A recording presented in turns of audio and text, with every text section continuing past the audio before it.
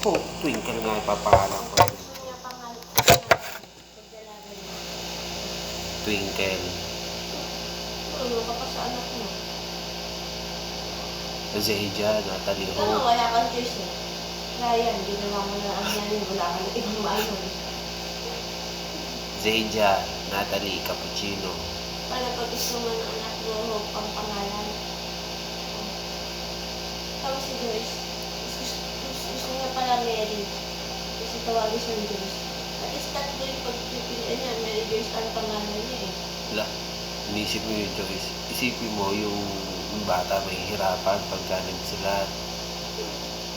Pagdalaga nila, maisip. Pagdalaga, iwanas ko. Screen eh. Pagdalaga. Alam mo naman. Pag elementary yan, tinan mo. Suffer yan. Magka-suffer yan. At pag maretara lang dadagdag. Yung Natalie mo, ang haba. Spelling ng Natalie mo. Pwede naman sa school na, hindi kompleto pangalan.